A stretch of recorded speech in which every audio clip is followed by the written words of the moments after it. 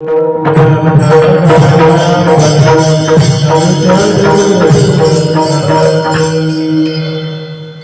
आताच सांगितलं ना की भगवंताकडे जाण्याचे अनेक मार्ग आहेत, पण नामामध्ये ही शक्ती की परमात्मा आपल्याकडे त्या ठिकाणी आला पाहिजे. जगद्गुरु तुकोबारा म्हणतात बाबारे घर सगळेच बांधतात, बांधत नाहीत असं नाही, पण त्या घराला तू असं कर, ऐसा कर घर आवे राम, तुझ्या घरी राम आले पाहिजे असं घराचं वातावरण मंगलमय तू कर. वातावरण असं कर की परमात्मा त्या ठिकाणी, तो अयोध्येचा प्रभू श्रीराम तुझ्या त्या ठिकाणी घरी आला पाहिजे. थोडक्यात या अभंगाचं चिंतन करताना आपल्याला असंही त्या ठिकाणी म्हणता येईल की जगद्गुरु तुकोबारांनी निष्क्रिय लोकाला क्रियाशील केलं.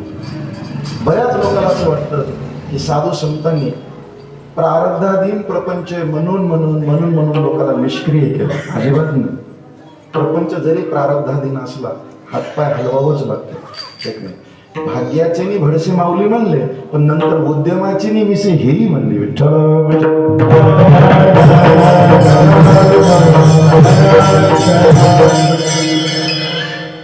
माणूस क्रियाशील असला पाहिजे, निष्क्रिय नको. माणसानं काहीतरी केलं पाहिजे. जगामध्ये प्रत्येक जीवाचा तुम्ही अभ्यास करा. सामान्य शूद्र मुंगी सुद्धा दिवसभर काही ना काहीतरी काम करते. आपल्या घरात एक उंदीर असतं, असं म्हणतात उंदीर फक्त 2च तास झोपतो, 22 तास त्याचं काम चालूच असतं. काय काम चालू असतं? एखादा घंटा खाण्याकरता काम करेल, 21 घंटा काय काम करतो तो. काही नाही झालं तर तुमचे आमचे कपडे का होणार कुत्रायचं काम करतोस. ठीक आहे, 22 घंटे सक्रिय येतो. आपण किती सक्रिय आहोत पहा. 10ला झोपल्यानंतर कितीला उठतो, तिथून उठून नंतर मग कामाला सुरुवात कधी होते, आपली सक्रियता किती, त्याचा अभ्यास आपणच त्या ठिकाणी केलेला बघा. माणूस सक्रिय असला पाहिजे, निष्क्रिय नको. रिकामा दिमाग शैतान का घर होता है. मग काहीतरी करा, काहीतरी करा, काहीतरी करा. मग नंतर लोक म्हणले महाराज आम्ही काही करत नाही का, आम्ही सगळंच करतो ना, आम्ही काय तुम्हाला रिकामटेकडे वाटलो का? तुकोबारा म्हणतात नाही नाही, काहीतरी करा याचा अर्थ मी म्हणतो म्हणजे आम्हाला अपेक्षित आहे ते करा. संतांना जे अपेक्षित आहे ते आपण करत नाहीत, आणि त्यांना जे अपेक्षित नाही ते केल्याशिवाय राहत नाही. विठ्ठल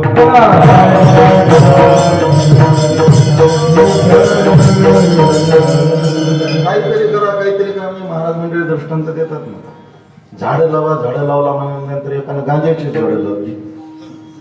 ते झाडं लावा म्हणजे वडाची, पिंपळाची, चिंचेची ही झाडं लावा का गांजाची झाडं लावा.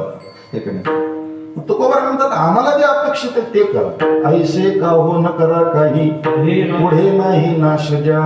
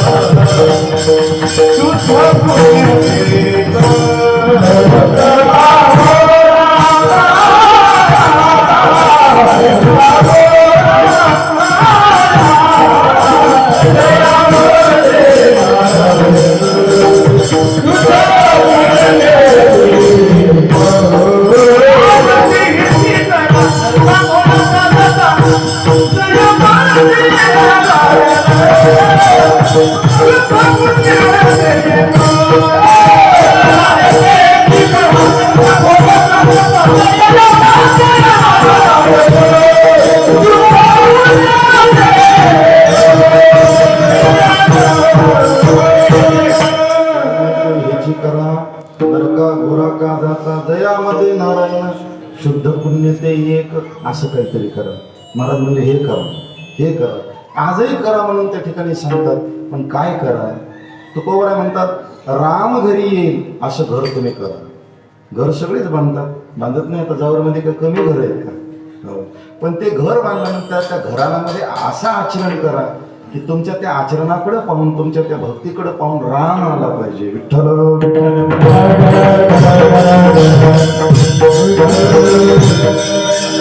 अशी की तुकोबारांनी काय करा हे सांगितलं नाही, पण जे तुम्ही करतात त्याचा परिणाम काय झाला पाहिजे ते सांगितलं. आता काय करायचं महाराज? महाराष्ट्रामध्ये राम घरी येण्याकरता काहीतरी करा, पण काय करा? तुकोबरायच्या या शब्दाचा किंवा या चरणाचा अर्थ लावत असताना आपल्याला असा लावावा लागेल, ज्यांच्या ज्यांच्या घरी राम आला त्यांनी राम येण्याकरता काय केलं ते करावं लागेल. विठ्ठल विठ्ठल.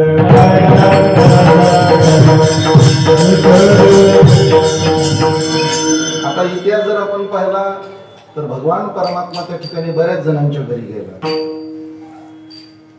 भारत जर तुम्ही उघडला तर महाभारतामध्ये जे 5 पांडव हे आहेत ना, 5 असं म्हणतात, भगवान द्वारकेला कमी राहायचे आणि जास्त हस्तिनापूरला राहायचे. द्वारकेचा राणा पांडवा घरी, असं कुठंच नाही की पांडव द्वारकेच्या राण्याच्या घरी. द्वारकेचा राणा पांडव, सदोदित परमात्मा त्या ठिकाणी पांडवांच्या घरीच त्या ठिकाणी राहायचा. परमात्मा घरी येण्याकरता त्यांनी काय केलं त्याचा थोडासा अभ्यास करावा लागेल. मी 2 पात्र तुमच्या समोर ठेवणार आहे वेळेअभावी, आणि त्या 2 पात्रांनी भगवत कृपा आपल्यावर होण्याकरता किंवा परमात्मा आपल्या घरी येण्याकरता काय केलं त्याचं थोडंसं चिंतन करायचं, आणि तेच आपल्याला करता येईल का याचा आता थोडासा आपल्याला प्रयास करायचा. त्याच्यापैकी पहिलं, पांडवांच्या घरी त्या ठिकाणी देव राहायचं. काय केलं पांडवांनी असं? आपल्या सगळ्यांना माहित आहे की पांडवांच्या घरी राहून भगवंतानं काय केलं. राजसूय यज्ञामध्ये उष्ट्या पत्रवळ्या उचलल्या भगवंत परमात्म्याने.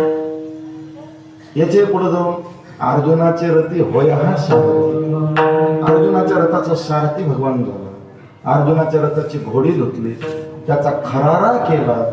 याचे पुढे जाऊन मी त्या ठिकाणी तुम्हाला सांगेल काय काय केलं भगवान परमात्मा यांच्यासाठी. एक दिवस काय झालं, परमात्मा हस्तिनापूरून द्वारकेहून हस्तिनापूरला आले, आणि आल्यानंतर उगाच दुपारी आले भगवान परमात्मा. 3-4 वाजायची वेळ सांगितलं अर्जुना, म्हणजे काय जेवण वगैरे झालं, चल थोडासा फेरपटका मारून. रथ सज्ज केला, दोघेही बसले लांब यमुनेच्या काठावर शांत निर्वनामध्ये त्या ठिकाणी गेले. रथ सोडला, घोडे बांधले, आणि भगवान परमात्माना अर्जुन बसले. ते काय झाले, बसल्या बसल्या शरद ऋतू होता, पौर्णिमेचा दिवस होता, टिपूर चांदणं पडलं.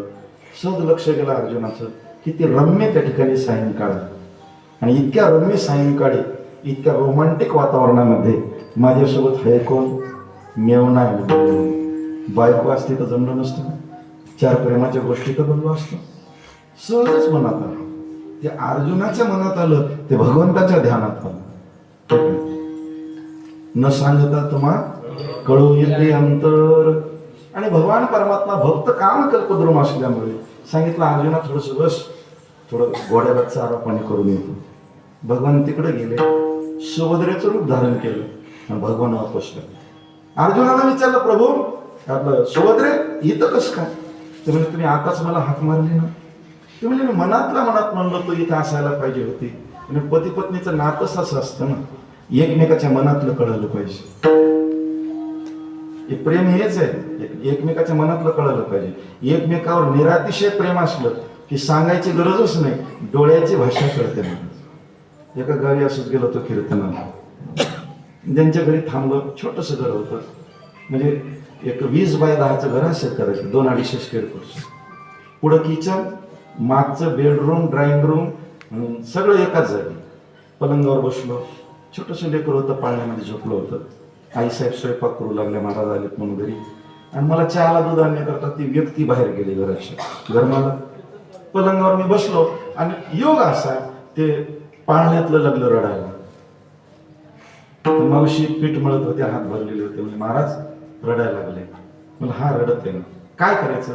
काही नाही, असं वाटतं त्याला तहान लागली असेल. तिथं जवळच पाण्याचा ग्लास, 1 चम्मच, 2 चमचे पाणी टाका त्याच्यात, तोंडात चुप बसते. 2 चमचे पाणी तोंडात टाकले, खरंच शांत बसले की अजून एक 15-20 मिनिटांना पुन्हा लागलं रडायला. मला मावशी पाणी पाजायचं का? तेव्हा काय आपल्याला काही झालं नव्हतं म्हणून काय अनुभव नव्हता तसं काही, काय काय असते ते. नाही महाराज आता पाणी नाही, त्याला भूक लागली असेल. त्याला उचललं, आतमध्ये नेलं, दूध पाजून आणलं की फ्रेश झालं ते.